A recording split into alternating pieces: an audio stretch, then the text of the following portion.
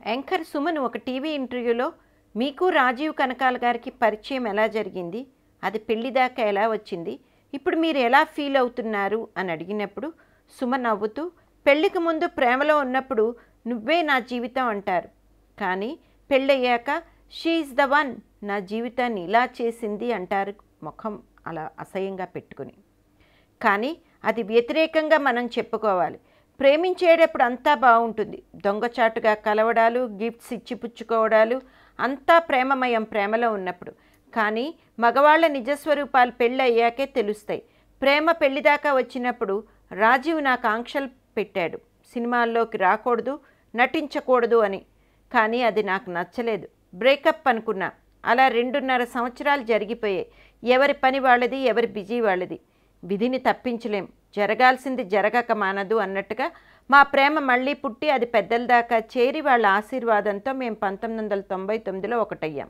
తర్వాత కొత్త work busy, అలా రోజులు గడిచిపోయాయి.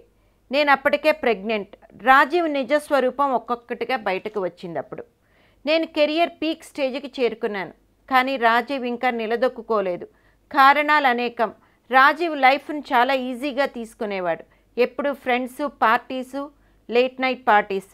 సీరియస్నెస్ ఉండేది కాదు, టైం సెన్స్ ఉండేది కాదు. షూటింగ్కి టైంకి వెళ్ళకపోవడం వల్ల చాలా అవకాశాలు కోల్పోయాడు. దానివల్ల నన్ను చాలా టార్చర్ పెట్టేవాడు, సూటిపోటి మాటలు అనేవాడు. ప్రెగ్నెంట్గా ఉండి కూడా నేను చాలా ప్రోగ్రామ్స్ చేసేదాన్ని. షూటింగ్కి ఒక్కొక్కసారి లేట్ నైట్స్ కూడా జరిగేవి. ఆ టైంలో స్పాట్లో అందరూ ఉన్నప్పుడు రాజీవ్ ఫోన్ చేసి నానా తిట్లు తిట్టేవాడు, గట్టిగా అరిచేసేవాడు. అందరూ వింటారు అనే ధ్యాస కూడా ఉండేది కాదు. ఇది చాలా అవమానంగా అనిపించేది నాకు. కానీ జీవితం, పిల్లలు, లైఫ్, కెరియర్, అడ్జస్ట్మెంట్స్ తప్పవు.